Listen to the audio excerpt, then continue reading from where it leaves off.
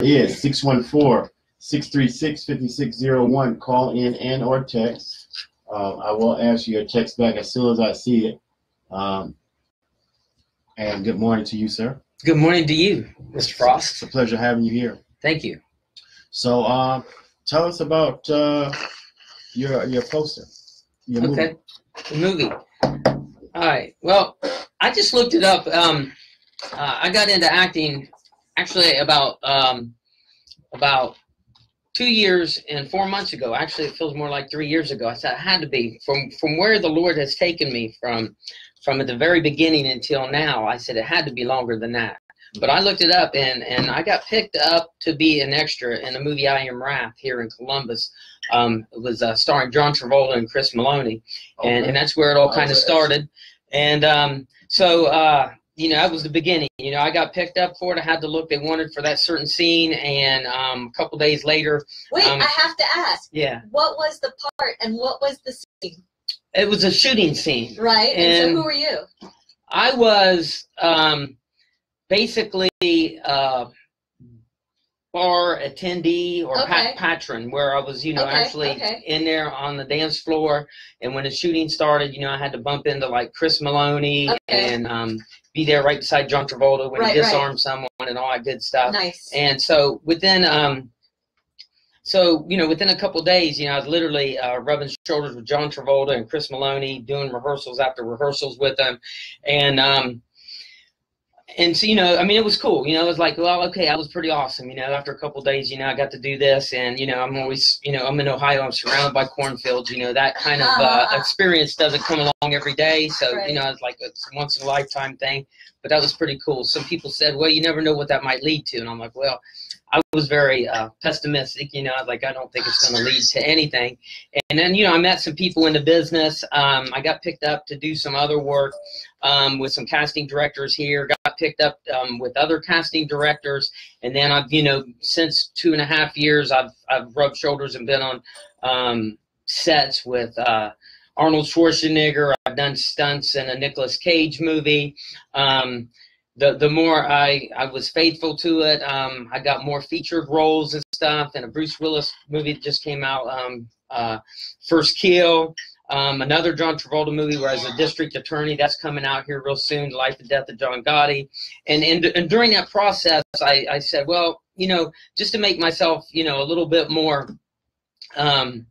marketable, where they might want to cast me a little bit more, I'll go ahead and do some acting lessons. And so I did some acting lessons, and the acting coach thought that I should get a manager or an agent, that I was good enough. Sure. And that's not really was my goal at the very beginning, but I went ahead and did it anyway, and did an audition for an agent and got picked up, and then found myself doing some commercials. And so, that's pretty awesome. So then I ended up getting the lead role as the lead detective in a movie that's getting ready to be released here toward the end of the year, the beginning of 2018, called Gene Pool, as the lead detective. And so that was kind of the next barrier. I was already a published author at the beginning anyway. My work can be found on Barnes & Noble and Amazon.com, other book retailers like that.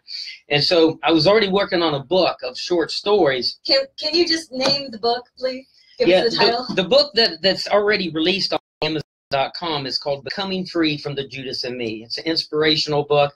Some of the struggles that we meet on the road of life, if you will. Sometimes we fall short just like Judas does. And like Judas kind of got down on himself, we get really down on ourselves. And, we just think we fall from God's grace and that we can't get back, or he won't forgive us and things like that. And so becoming free from that Judas in me, the betrayer, but also that guilt-ridden person, and trusting on that Jesus paid the price, and that price was good enough. And so,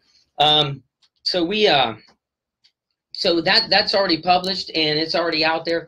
But I wrote a different kind of book this time. It was a book of short stories that the Lord inspired me with, that actually had they were inspirational in content, but they had kind of like a Twilight Zone or that paranormal twist to them that made them really interesting. And then in the midst of all this, doing some acting and these kind of things, one day the Lord just plainly told me, not that he was forbidding me to make it into a book, but he showed me that what you have there, he said, is some movie concepts, and that just kind of blew my mind. Wait, hang on. Rob, can we switch seats because I want to use a microphone. They can't. I don't have a microphone. We've got too many people in the studio. All right. All right, I got a microphone now. All right. And, ooh, wait. And we're both in picture. Okay, so God said you got to make this into a movie. He said, you got some movies concepts there. So I said, okay, where do I go with that? Well, I had went down out of state and auditioned for a TV series.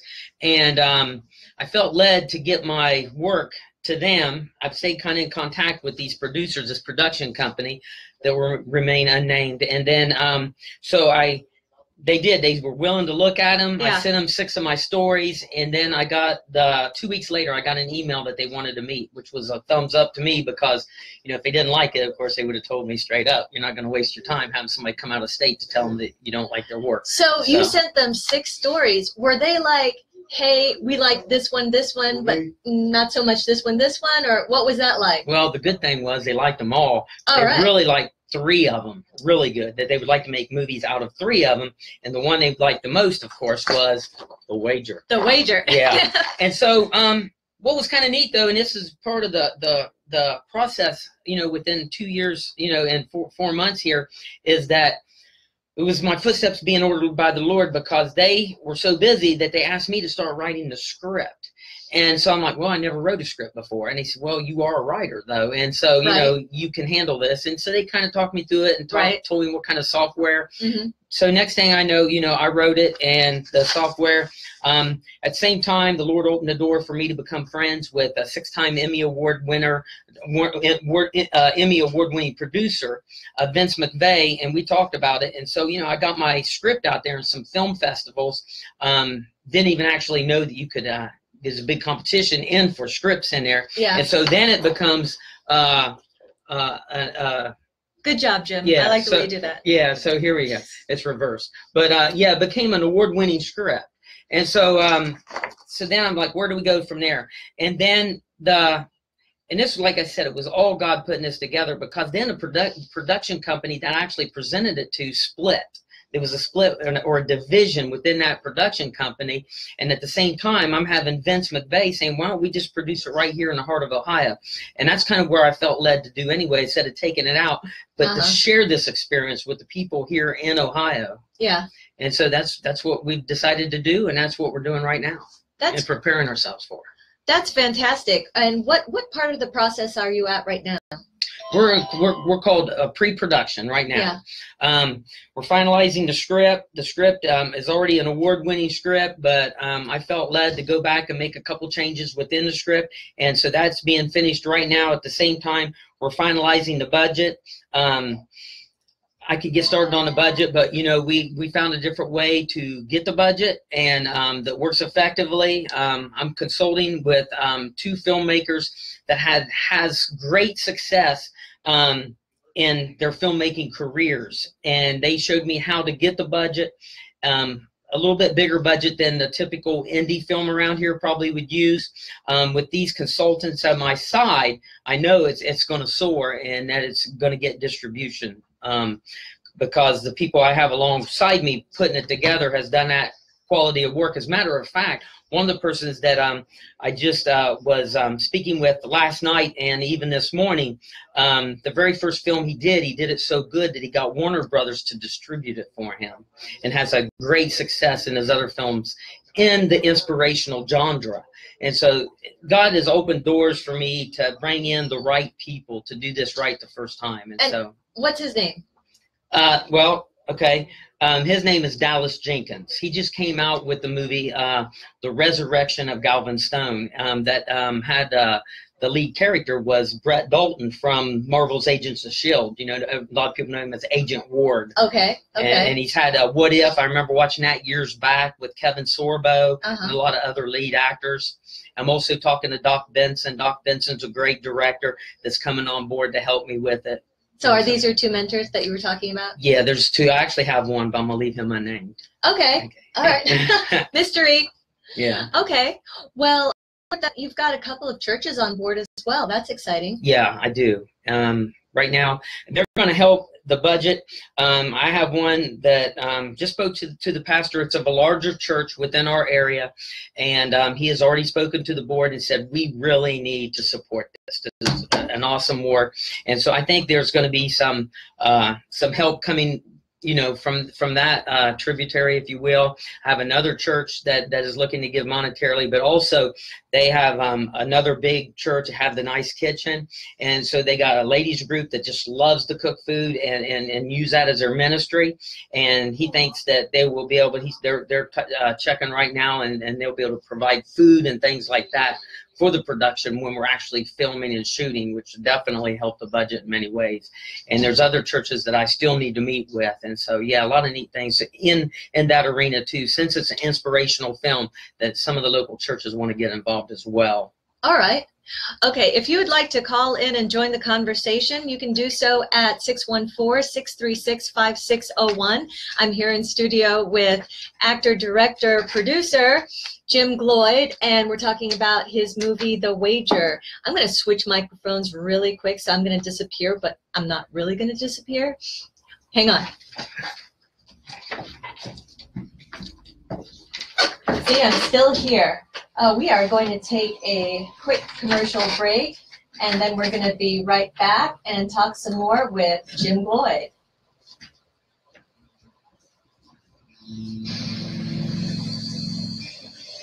So we're not live, we're commercial now? You can be heard and seen here. You can be seen but not heard here, which is the undergroundcolumbus.com. That's Facebook. The one I'm sending them to? Yes. So where's this? This is DJ Michael Frost's page. Oh, okay. Yes. Gotcha. Yeah. Let's go back over here. Oh. Oh, your card. Huh? Your card. You want a card? Yeah.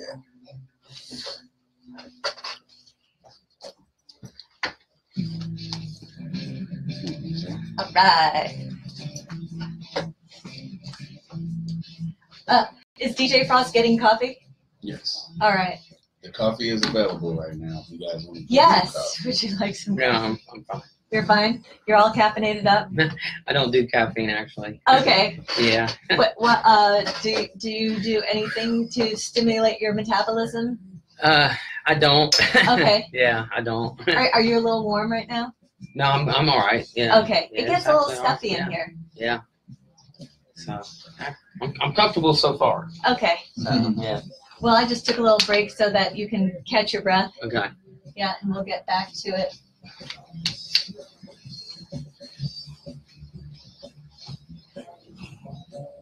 That's funny you said you was an extra in the I Am Rav. I was one of the extras in the crowd scene in front of the State House. The State House, yeah, I remember that. Yeah. And so was I. Oh, was you? I was. You do look familiar. I think I seen you there. Huh? Yeah, I really do. You was up in the front by the steps. Oh, yeah. If you could sit on the corner there, if DJ Frost comes back in, I'm going to do-si-do with him, and I'm going to sit back over there. But I have to be here to do the controls since DJ Frost isn't here. We're taking a little break here, and then we'll get back to the interview. But we're still live over there. What up? Make sure y'all tune in. First Degree, one up. So, what else is there to talk about? What else is there to talk about? I'll ask you questions. I'll keep you talking. There's still a lot more to talk about as concerns the movie. I know that it's a little difficult to see from your perspective because you have been talking about it for months. Yeah. And so you can't really tell what you've talked about and what you haven't spoken of. And it's like I'm trying to tailor the conversation and the interview from the perspective of someone who's never heard of Oh, yeah, you know, the movie. Yeah, the that's a good concept. idea. Right. And so Yeah. all right. Keep talking. I'm gonna do-si-do with you. We're taking a break. Well, I'm gonna keep talking. I'm just gonna do-si-do with you real quick after I grab my phone. Oh, there's my phone. Okay. Huh? Yeah. So tell us about these commercials, because I'm really fascinated. Hold on. You can. I've only done Yeah, in 47 seconds. Don't talk about it yet. Oh. I'm gonna force him to You've been go back on the age. Thank you. Yeah. I like that. That resume speaks for itself especially the couple of movies that's been here in Columbus in the past 5 years. And they've been talking about that on regular TV. Like the one with First Kill. I think that's about to come out like the end of this year. It just came out. Oh, it's out? Yeah. I mean, I didn't have a big part. With Bruce Willis. Yeah, Bruce Willis. Yeah, and Hayden Christensen that played Anakin Skywalker in the prequel of Star Wars. Oh, can He's you the father. go back? All right. Oh, you never did pot the mic sound. I just realized that. That's why I'm looking down into the corner. I'm like, I never potted the mics down. Well, anyway, y'all heard everything. Every last thing. I don't know nothing about embezzlement or nothing. I'm so glad that the mics weren't potted down, actually, because we were talking about some really interesting things that we're just going to continue talking about. So, his resume and his commercials. That is a real impressive resume, for real. Thank you, DJ Frost. The Bruce Willis movie, and I was trying to loiter, for a better word, and see if they could catch me catching the bus or something, but they weren't doing it. Plus, the time they were shooting, I wasn't around. So it turns out that not only was Jim an extra on the movie with John Travolta, I Am Wrath, but so was I, and so was Deflock. That's right. So why you're just, you can't drop all this in there one time. You should see DJ Frost's face right now. I'm messing around having a heart attack. So, like, wow, y'all not telling me y'all had a small We're part? Telling you right now. That's after the fact. This is exclusive. It's happening as it's happening. Wow. That's stuff. So how was it? Did y'all get a chance to talk to him? No, we did not get a chance to talk to him. John Travolta was not in that scene. Okay. So he probably wasn't even there. He was at the State House. They were shooting. He was there, but he was like at another scene because they shot like 4 different places in Columbus. Right. They had the church scene, the State House scene, and then right there in between. That's the scene. He was in the bar scene. The Rose building. Yeah. I did get to meet him. I don't know if people see that. Oh, that's what's up. So I did get my picture taken with him. I did get to speak with him. Chris Maloney as well was on set. Chris Maloney, what? Chris Maloney from. You probably can't see that picture, but if you go to Jim Gloyd's Facebook page, I'm pretty sure he probably has that picture posted. Yeah, I actually have a website that has a lot of my information. What's your website? It's jimgloyd.com. Jimgloyd.com. Yeah, Jim Gloyd. So tell us about some of the commercials you did. Wait, hold on. That's JIMGLOYD. Yeah. .com. Yeah, like Lloyd with a G in front. Thank you. Okay. You're welcome. Yeah, well, because of my schedule, I've lately had to turn down a lot of commercials, but I have been in a couple commercials right there, and it was mostly around the election season, so both of them was political.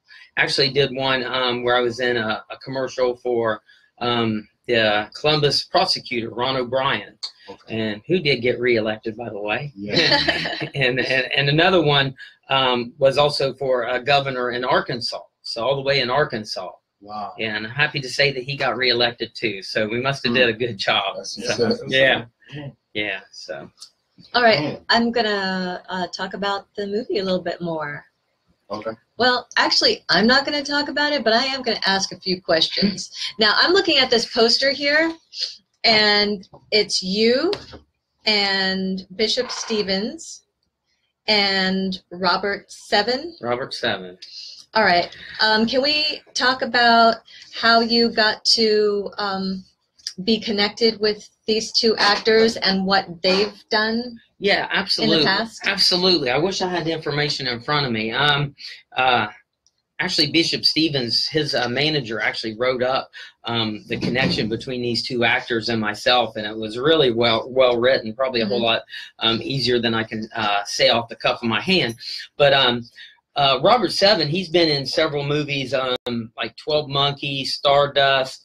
He was actually in I Am Wrath, but not as an extra. He was actually one of the main players. He was actually had a large speaking role. He was actually one that was the right-hand man of the guy that killed John Travolta's wife in the movie. Okay. And so, so he ultimately gets interrogated by Chris Maloney and John Travolta, and it doesn't turn out well for him. So I guess being killed and thrown in a dumpster and getting gasoline put on you and set on fire is not a good way to end your day. No. And so, so that's Robert Seven and I Am Wrath. And so he's a SAG actor and doing a fine job. He's been in Chicago PD also, with lead actors in co-starring with lead actors in Chicago PD, and doing really good. And I actually met him at the movie premiere of I Am Wrath. And so we got pictures, and we talked for a while, so we hit it off. So he gave me his business card, and I was able to get back in contact with him about this endeavor right here. There is a crime syndicate within in this movie called The Wager, where the main actor, Bruce, actually Brucey, when he was younger. Just to clarify, we're talking about your movie now. Yeah, The my Wager. movie, The Wager. Okay. Yes. So a little like summary. Okay. Yeah, a little summary there is, well, just like any good movie, just like Aaron Sorkin within his master's class of script writing teaches, every movie has a journey. And on that journey, you know, you have to have those obstacles. If you don't have the obstacles, it's not a good movie. So, you know, if you're going from the East Coast all the way to the West Coast because you need that heart transplant, you can better believe you're going to run out of gas, you're going to get mugged, and you're going to get in a wreck, you're going to get your car stolen, you're going to end up in the back of that pickup truck that has all the chicken coops in it, right? I mean, we all know this is going to happen before you get to your transplant, because if those obstacles don't happen, then you don't have a good story. And so within my story, we definitely have this journey, and it starts with him actually getting abandoned on the police house steps, and he's in and out of like 17 foster homes. His life is, you know, he's being influenced, all that, and he gets in a lot of trouble. And when you say he, what's the main character's name? Bruce. All right, Bruce. And so, you know, it goes from his childhood, and then we have a time jump into his adult when The Wager actually takes place. And so, but so we have that, so we have those obstacles to where he gets kidnapped even by this drug syndicate to kind of do their bidding or running, if you know what I mean. And so Robert Seven here is actually ahead of that, the drug syndicate, and his name is Tiberius in the movie. Yeah. And then he kind of got his muscle, you know. You always have to have the muscle, right? You know. But I feel like we skipped over a very important and pertinent point, which is the fact that the lead, Bruce, is played by none other than... Yeah, me, right. Yeah. Jim Gloyd. The adult Bruce, right? Yes, the adult Bruce. So, so that's kind of Robert Seven's role in it. And then Bishop, we were talking about, was actually a professional wrestling, not only a professional wrestler, but he was a champion.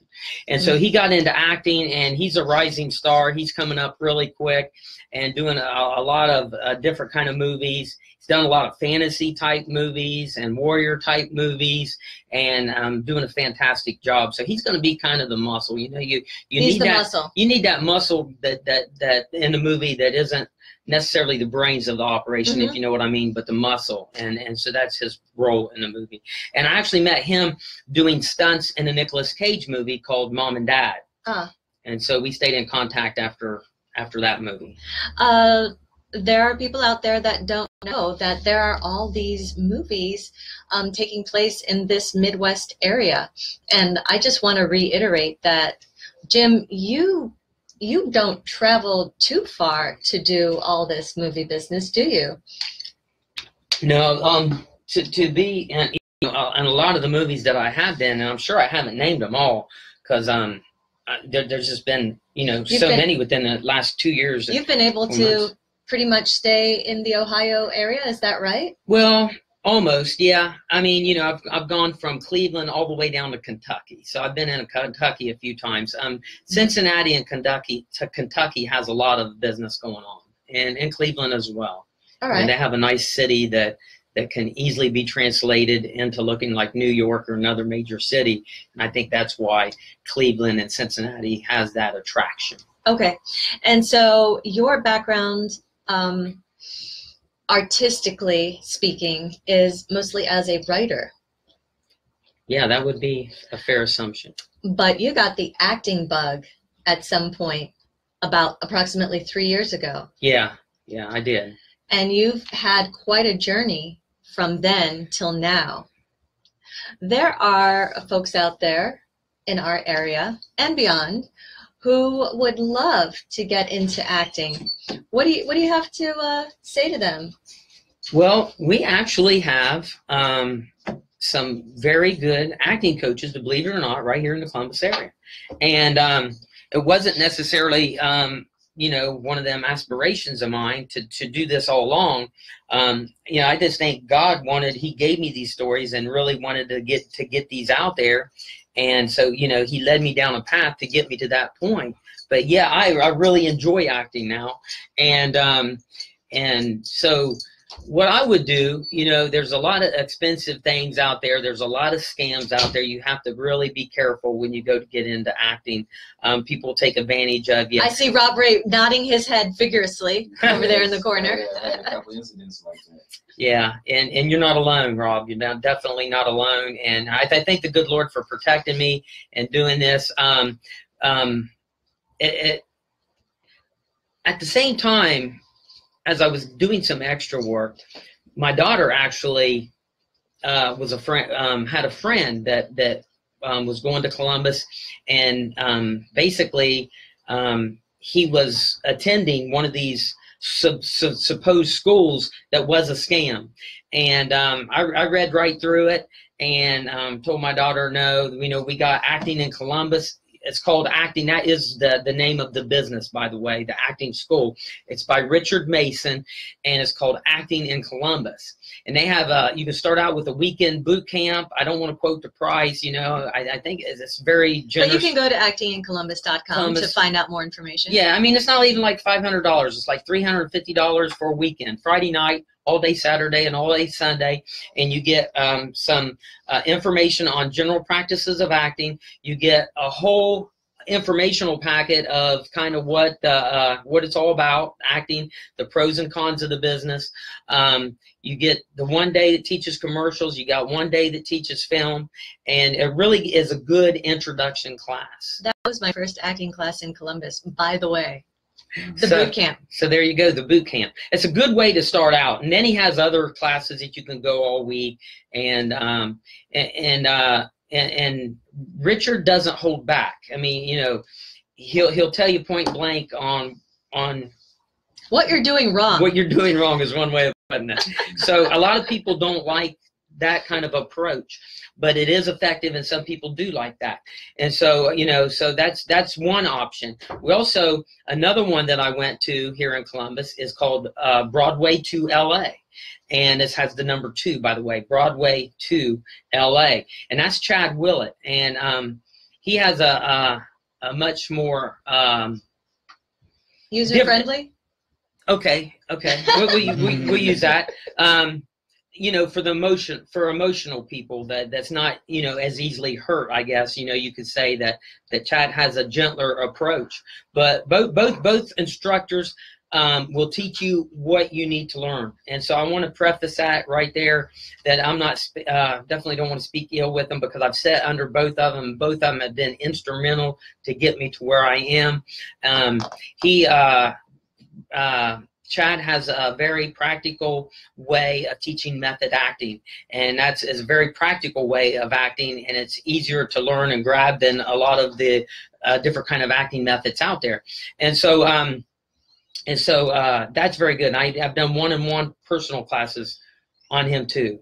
And then there's actually one that an actor that that's done very well. Been in a lot of movies. We're talking like, you know, speaking parts in some major movies. I think he's even been on some soap operas. His name's Kevin McClatchy, that's in the Columbus area. And I will say that he's a little harder to get into, but he did just actually have a slot open, and I told him I would take that. So I'm getting ready. I've been wanting to work with Kevin now for about 2 years and haven't been able to do so. So I'm finally getting that opportunity. So that's not one that you can probably jump right into. The other two I mentioned probably have a lot more availabilities and openings to get into. So if somebody's really seriously looking to get into acting business, or say, hey, what's that about? You know, I would check out like Acting in Columbus or Broadway to LA. That would be a very good way to first start out. Let me ask you a question, sir. Well, it's a two-part question. My first one is, what was some of your, it's a three-part question now. One, what was some of your memorable moments working with both actors from the two big movies, Bruce Willis and John Travolta? Oh. Your most memorable moments on set? Or even not on set, just in talking to him. Yeah. This number one, Bruce Willis he wasn't there the day I was there, but I did appear in the movie. Wasn't a big part, it was an extra part, more of a featured, you know. If you get in with the acting, and you can get in with the acting coaches, the more you're faithful to show up and do things, you can build that rapport. So everything's about networking in the business and building a rapport with the people that are hiring you. And as you get to know them and they get to see your demeanor and everything, that then can move up to more featured, you know, places. And the Bruce Willis movie was real simple, but I'm like within the very first few seconds of the movie, I'm just pushing a wheelchair through a scene. That's all it was. It was actually the quickest time I ever been on set. For a total of 3 hours, I got there. That's quick. Yeah, you know it, don't you? Yeah. And you know, as an extra, sometimes it's not always glamorous. Sometimes it can be hurry up and wait. Hurry up and wait. Sometimes you could sit in one room for 7 hours waiting for that part that they need you in to get there. So to get in and out in 3 hours means I got in. I got with my casting director rep. They're called a wrangler. They got me signed in. They got information that I was there to the producer. They got me in wardrobe. They got me my signage on and stuff to where I look like a male nurse. They were filming when they needed mine. They got me right in and filmed it. And right when the movie comes on, we got Hayden Christensen that was in the movie. Now, he played Anakin Skywalker in the prequel of the Star Wars series, and he's doing a Wall Street scene. He calls his wife, and right when he calls his wife, she's in a busy hallway. That's what we're trying to make it look like anyway. It was a busy hallway at the hospital. And when they say action, I come right around the corner pushing a wheelchair, and as he's talking on her cell phone, it cuts back to him. And then when it cuts back to her, you know, a couple different scenes, you can see me push the wheelchair right by her. And so, I mean, you know, it's very simple, but it's within the first minute of the movie. I did get to meet Chris Maloney, and I did get to meet, as we said, Chris Maloney and John Travolta. Had just a brief conversation with them. On set, you really can't talk. I mean, you know, I can't talk to people when I'm filming. You can't talk. One example is Arnold Schwarzenegger is a perfect example. When I wrote, it's called Aftermath, or the movie, it was called 478. And when I got at the Columbus airport, they were already filming. He was in the middle of a shoot. And when they brought me in to the next scene, he was at line. He was in line. Actually, he was up at the counter talking to the stewardess or whatever they're called in the airport. And I was put in line right behind Arnold Schwarzenegger. And so I was kind of next in line. And when they say action, what you do is they give you what's called a #1 position, and that is your starting point. And they'll tell you what to do when they say action, and you will do that. And so when they say action, you go through your part. And then, so my position was to take Arnold Schwarzenegger's #1 position at the counter as a customer. And then, you know, and so, you know, it was only like one time that I could even communicate, or Arnold actually communicated with me, because we were filming when I got there, and they moved him right on and was filming when we left, you know. And one time when they said, after they do, I did like 15 rehearsals or 15 retakes with Arnold there in that one scene. Like 15 times we reshot it. And after I go at the counter, he goes and did what he had to do, and then he'll say back to number 1. You go back to number 1, and then you get ready to do it. And then one time I was left at the counter, and it happened so quick, they said back to number 1. When Arnold got back, I was still in his position. And so he said, go back to your number 1. And then he got that big Arnold grin, you know. And so that was my communication with Arnold in the whole movie. But, you know, I mean, so sometimes it happens just like that, you know, real quick. And when you're on set, you're cautioned not to talk to the principal actors, not because they're trying to keep you separate or anything like that, but just because there's a lot of people on set, and you know, people just have to get their work done. And if everybody wants to chit chat with the stars, then that's what I meant. More like, you know, off to the side. You know, sometimes that's exactly what they're talking about. Some people might be able to, you know, some people are real approachable. Some people, some stars, you know, don't even want to be around the rest of the we'll say lower level cast members. Well, if you ain't a star member of their caliber and whatnot, then you know. And so it's the same with music too. Yeah, I mean, I was just at the concert with Fetty Wap, and we almost had to chase him down to get a conversation with him because he came right off the stage and jumped right on a golf cart and was gone. Like it was like I thought he was gonna stop because everybody was at the side of the stage. He must have seen the side of the stage where people were standing. So instead of him coming off the right side, he ran off the left side. Security's right there. Boom, they jump right on the golf cart and start taking off. I run up to him like, hey, give him the mixtape. And they was gone. You know what I mean? So it's like it wasn't no stopping to talk to nobody, you know, take no pictures. I think that's kind of rude because if it's not for the people that come see your movies, come to your shows, you really are nobody. Well, you know, you're very personable, DJ Frost, Mr. Friendly guy. Well, I mean, you talk to everybody, and you like talking to people. Our on-air personality, Mr. From Power 107. I mean, not Power 107. He used to be with Power 107. He's with Boom now. City. Yeah. He told us, and this is the most realest person I can ever be around. He said, you know, he came here and spoke to the whole school, and it was packed when he came and talked. He was like, somebody had asked him, how do you deal with the public? He said, somebody come up to you and shake your hand. It's not about you. It's about them. Because if they don't listen to your show, they don't go see your movies, you're nobody. So every time somebody pull up on you, you automatically, I don't care if your stomach hurt and you don't feel good. You better fake it and make them feel comfortable and make it all about them. They ask, how was your day? This, that, and the third. How was your day? And you better be in. Like some stars, some people would say, oh, this star, I met them and they bougie, and this person, they real down to earth. So, you know, you and Lil D, she's another person that I take personal to, because if you heard their background, it's not everybody's background. Like Drake, he said he started from the bottom and came to the top. Those two actors, those two on-air personalities actually started from the bottom and came from the top.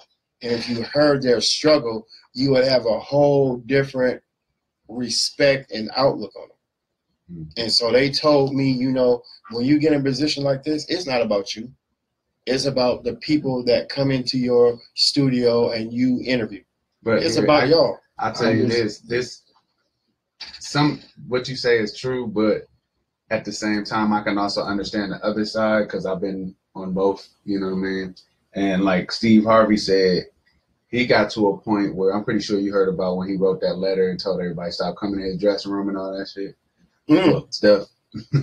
The reason is because he was being so nice to people, and every time he came out the dressing room, he's shaking people's hand, can't get his coffee, somebody got his phone, people is in his room, and he's like, I got to get ready for the show, I need some peace. Everybody coming in on my room, so he just said from now on, nobody backstage, nobody in my room, nobody knocked, no, you know what I'm saying? But at the same time, you know what this was when you signed up for it. Yeah, but you got to protect yourself too. That's true. You know, that's why you got bodyguards. Yeah, but I don't Now know if they slip up and You let see, people in for My your thing spot, is, I understand, like, sometimes you're busy and you ain't got time to shake everybody's hand and take pictures with everybody. you got to. You got to have time to shake their hand. You got to. But when you I lost my train of thought. Well, the reason why I say you got to is because, once again, I met Mrva, Miss Mrva. I apologize. I met Miss Mrva through. I forgot how we met. How did we meet, Mrva? I said hello to you in the hallway, and you're like, "Do you have a moment? Can you be on the show, like right now?" And I'm like, "Sure." Right, but okay, you was in here with, I forget. I was here taking a workshop, a DJ workshop. That's how it was. Yeah, that's how we met. And at first, I thought that she was a student. I'm like, I ain't never seen her around here. Maybe she's an evening student. So I'm always, I am a friendly person. Sometimes that's a bad thing because people think you some type of, something else. But my thing is, I'm a 2-time graduate from this school. So it's my job. I take it personally, and I think it's supposed to be everybody else's job that graduates from here. You supposed to, when you're not busy and you here and you just shooting the breeze or whatnot, help these, I call them my little brothers and sisters. Help them so they can graduate, so they can, make them want to come back here for video editing, sports, or whatever. Well, you have a natural ability to network, and you're not even thinking that that's what you're doing. You also connect people automatically, and that's your gift, and that's what you have to offer. You make connections, and you will invite anyone to participate in what you're doing. Well, not And anyone. also in having them be your guest, your mind automatically goes to, how can I help them? Who can I connect them with? Who else is in my circle of influence that I can connect them with to help them? So you're a helper and a communicator. So that's just who you are. To answer your, I never really fully answered that question, but I understand exactly what you're saying. As a matter of fact, like I said, John Travolta, when we were done, I understand on set they can't, because having a principal part in a full feature movie now called Gene Pool, where I was the lead detective. Now, I can tell you that in between shots, you're thinking about your next lines, you're preparing yourself for that next scene, and you just can't stop and have that general conversation because you're thinking about your next line, especially if they're actually sitting there getting ready to film you, and you say cut back to number 1 just that quick, they're going to film it again. You can't take the time in the whole middle of the production, obviously, to have this conversation. Also, to add to that, it was just like when we was at the I Am Rife thing, they had the cameras set up ready. So like, you got to realize these is big cameras. The camera dudes is holding these things. When they get ready to film, they're not stopping. They're going to get that piece of footage they need. So they need you to be alert because they don't want to have to stop and do it again because they're already going to do it 14 times. We don't want to have to do it a 15th time because you ain't looking. So it's like that's why it ain't no talking. It's just focus on the scene. We get ready to shoot. Cut action. Boom, and you better be ready. You know what I'm saying? Or they will edit you out the movie. Real quick. They will edit you. They'll put some trees in there. You driving down the road. Like, what happened to that spot out there? You just on the floor in there. Right. You'll find out that a lot of the extras that out there that they get called back and that's doing a lot are actors or have been in to some in media or doing something along that line, and that's and it leads and there's a lot of times that these extras do get bumped up. Sometimes a lot of people says that they don't, but I know several films where they did get bumped up to a speaking role. And so long story short, John Travolta was gracious enough afterwards to do a meet and greet, and speak briefly and get some pictures, and Chris Maloney. But then some you do that go over and beyond that, like you said. A perfect example of that, I actually wasn't on this one, but it was filmed down in Kentucky. It was a Hallmark movie, and I actually forget the name of what the movie was called, but it had John Voight in it. And John Voight, I've seen videos, I've seen pictures, and when they were in between shoots and you went to rest or something in another room, John Voight came in. He played a guitar with them, and I mean So that's what you're talking about, being real personable. He came in and sit down with them, talk to everybody, just like he was one of them. And so John Voight and some of them, that that's a little more rare probably, but it does happen. Yeah, because I like I like people that's down to earth. Now I know sometimes money changes a person, or it's just their attitude that's just how dude is, or the lady is, she's this way. She don't, unless you go through her manager or whatnot, you're not talking to her. So my next question is, you shooting your own movies, directing your own movies, do you ever use like people from here from the media school? Because we also have a background in film editing, acting, because we all have to shoot our own movies, and we all have to do a class movie. So do you do anything like that? I haven't looked into that, no. Right now the ones that I've that the doors have opened for me to surround myself with has been in the film industry, and so it's not something that I've looked at. Not that it's totally out of the question or something. You bring up a good point. We got some real good editors. We got some real good cameramen. Okay. And camera women too. So they'd be open for something like that to help out on a film or something. Definitely. Can you hand him the yes, that one right there. So that gentleman right there, code on the camera. You're doing really good, by the way, DJ Frost, because I was thinking you said that was a 3-part question. I just wondered if he was going to remember that third part. A lot of people would have then got sidetracked within that last 20-minute conversation, probably. But it's what I do. Yeah. He shoots video. Okay. He edits video. He does a lot. He has a show on here. So. And is that Kid Cash? Yes. Yes. He has his own little 3K entertainment or something like that. And I'm going to say yes, he is very good. So yeah, you was in one of his movies. I was in one of his movies. Okay. So what DJ Frost is saying is that here at the Ohio Media School, of course, there are a lot of students and alumni that can be resources for your film. If you need crew, talent, background, more information, we're here. I got a contact. And you have a contact. You're my contact, and you have another right? contact. We would love, I'm just throwing this out here. I personally would come back and sit in the classroom and love to hear you speak to the whole school about what you've been through. And okay, so here's my third part question. Before you even got in front of a camera, did you ever think that you would be directing movies? Oh no. Yeah, like I said, this was 2 years and 4 months ago, right? Right. Before that 2 years, if they would have told me, hey, like next month or next year you're going to be in a movie rubbing shoulders with John Travolta, or you're going to do stunts and working, with Robert Downey Jr.'s personal stunt double, and you're going to be, doing this movie, rubbing shoulders with, I would have thought they were crazy. So, oh, not only that, but you're going to write, within that 2 years, you're going to write an award-winning script, and you're going to be producing your own movie with a 6-time Emmy Award winning producer. What? So yeah, that wasn't an aspiration. It was never a thought. If anything, I might have been in a whole lot of doubt, maybe. I'm not sure. So you're just busy answering calls. Like you're being called to, and you're saying yes, sure, and then I just jumped through the hoops, yeah.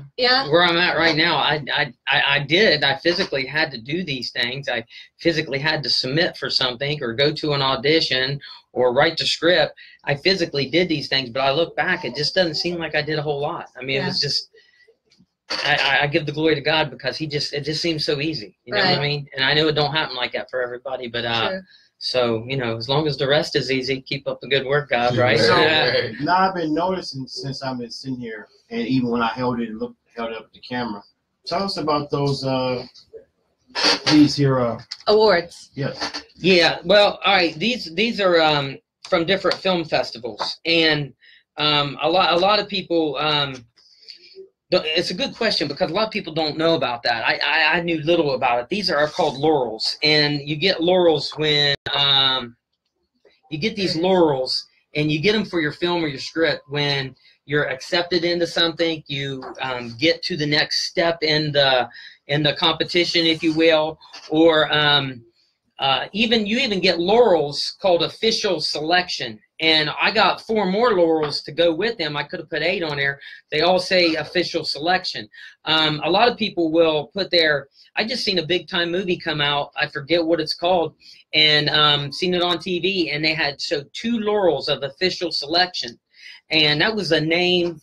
So it's kind of a big deal to get an official selection.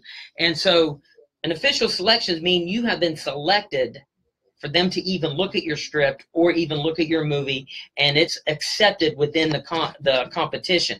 Because at film festivals, they get so many films that to get an official selection is a pretty big deal just to even get it in there, let alone become a finalist or semi-finalist, or in like this one, I got the best writer, and here I got the best script.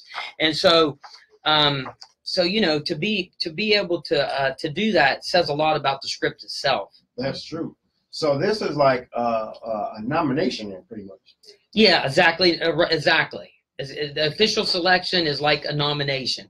You know, you're nominated to be, you know, you haven't considered. won, but we just thinking about You consider. Yeah, yeah, Right, that's right. a good way of putting it. That's what's We up. we are at the top of the hour here, so we're going to wrap up with Jim. So before And- we do that, I want to ask one more question. What, to anybody out here that's thinking about, or they got a book, they got a movie script, they just don't know what to do, and they thinking about, put something in mind that's going to make them push forward and go on and do it. Well, we Yeah. kind of touched on the acting bit. No, Yeah, I'm yeah, talking about, yeah. like, and that even goes for you. That's for anybody in this room, but preferably he's getting ready to leave, so I want him to address it. But this goes for everybody in the room. Before y'all leave, I want y'all to leave something positive, because there's a lot of people that want to go into the directing business, want to go into the commercials, want to be singers, rappers, producers, managers, this, that, and the third. But, you know, they got this idea, but it's on paper. I want them to take it from paper and put it into motion. Yeah, I would just say try to find your motivation. I'm not sure where everybody's motivation can come from different places. Who's the talk show host of the Family Feud? Oh, Steve Harvey. Steve Harvey. We were talking about him. Steve always has a good. You ever seen the clips? I mean, look him up. He's got these clips out there when actually Family Feud was all done, and he gave those little tidbits about, you know, like he says, just jump or something. You may fall down that cliff. You may get bloody. You may get tore up a little bit. But he says, man, if you're just doing the mundane and you're doing life at one step at a time, or you're doing that same thing every day, same old thing, and it's just not going anywhere, you don't feel fulfilled, he says you need to jump. You need to jump. And then I just read something, I can't even think about it, man, but it motivated me. Another actor, another principal person in some area basically just said the same thing. I forget even what I looked at. And he was like, you know, just talking about taking that chance, you know, you just, if you're going to do it, you just got to do it. You don't necessarily know where it's going to lead to, you know.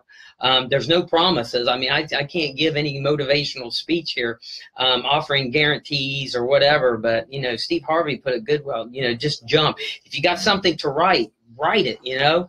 I can't necessarily give all the advice where to go, you know. You can find publishers, book publishers out there. Getting a script picked up, I don't think it's an easy thing, and it's not always an easy thing anyway to get a production. A lot of it's network. A lot of it is who you know. Actually, just heard a story not too long ago about a movie that got into Sundance. Sundance is a big thing. If you get your movie in Sundance, you're doing major things, you know. And there was a movie producer that sent his in, and he had, you know, there's always those kind of things that you can set up on your email or do whatever, and I don't even know anything about that. But this guy had it set up to where when he sent his movie in, he could actually go back and check it out and see how much of the movie was watched. And he found out that they watched half of his movie. And so I need to know what that the was. Sundance or something that, you know, sent it to Sundance. They watched half his movie and never gave him a call. So next thing you know, a few weeks goes by, it was dead in the water. It wasn't going to go anywhere. And somebody in the business contacted him that was a friend of his, said, hey, you get that into Sundance? Yeah, but they watched half of it and never. And long story short, the guy was like, let me make a phone call for you. He made a phone call. Next thing you know, he pulls it back up again, and they were watching it, and this time they watched the full thing, and it was accepted into the film festival. Right. And so a lot of it is who you know, who you're networking with, and that's the whole business with acting and everything, and a lot of businesses, I think, is who you know, and matter of fact, somebody even said, I even read it this week, I think it had to do with scripts being made into movies and stuff. It says sometimes it's not even about your talent and how good the script was, it's about how you know. I'm not trying to say you can write something that isn't going to be very good and get it to go somewhere. I don't even want to say that, because it has to be good, you know, and it's best to have something good that's winning awards and, you know, that's making a name for itself. And so I had the right people surrounded with me, and rather than have this person or produce it in LA or down in Kentucky or Atlanta, I said, let's produce it here. And so that's what we're doing. Because whether it's movies, commercials, or whatever, music, everybody got to feel they got to leave Ohio to get their start. And I say, I can't say what I want to say, but forget that. Ain't no need to leave Ohio. We got so much talent. And everybody got to stop hating, whether it's movies, commercials, music. Everybody, whatever a person's doing, if you in acting and we have to wrap up. I'm good for a minute. So my thing is, you know, everybody do what you're supposed to do. It's not on you to put Ohio on the map. Ohio's been on the map. We just gotta bring it out there. Whether it's like ATL, it's like New York, it's like Miami, it's like California, it's like down south. Because a lot of people, they look over us, and people don't know. People come from Hollywood to do these movies because it's cheap here as far as the taxes. Yeah, we got a good tax credit right now, which doesn't, by the way, help me out a bit. No, because you have to have at least spending or have a $300,000 budget to get that tax credit. And so I'm not going into my budget what it is, but it ain't going to be that. But at the same time, I'm not out here trying to do it on a no budget or a $4,000 budget or a $10,000 budget, which a lot of the indie movies done in Ohio are anywhere between 0 to 12 grand. And, you know, I figured I got the right people on board to make this a quality movie. We'll go ahead and cast the right people and do it right the first time and have the budget to where we can, you know, do it right. And that way we will get distribution and it will be a success. And so that's kind of where we're at on that. So, yeah, so, I mean, you know, we are actually looking still for a few more investors. We're taking on some investors to get the extra 50 grand that we needed in that. And so we actually are offering some investment opportunities into the movie itself and getting a percentage of the overall net profit of it. And it doesn't take a rich person to get in on the ground floor of this movie, what we got going on, and become an investor. But we're only offering 25 units of investment, though, and that's it. And they're gone. And I've already had a couple people that's buying 2 units. I have one that's buying 3 units. So right there's, you know, 3 of the units gone, 5, 6, 7, 8, 9. So I've got multiple units already gone. So only a few are left on the table. If somebody's interested in that, they can contact me through the website, jimgloyd.com. Like I said, you don't have to be a rich person. And with that investment, you also get a producer credit in the movie. For those that are already committed to buying more than 1 unit, they will get an executive producer credit in the movie. And with that, you also get to be cast as an extra in the film, so that you can see what it's like to see what it's like to be to see what a movie set is like. And so we're offering a couple things for the producer to actually get involved as well. We're also offering this poster, and that's why it's right here. The investors are getting a copy of this, and they will be permitted to come out for greet and meet and get it signed and get pictures taken with the principal talent when they're there. We haven't cast a lead female yet, but we're looking at people like Jennifer Love Hewitt, Katherine Heigl, and people of those kind of names. So we will be casting lead female. So she will probably be in it somewhere before it's over. I don't see why. I don't see why not. Right, exactly. I got my vote. I got 5 votes from Mrva. Yeah.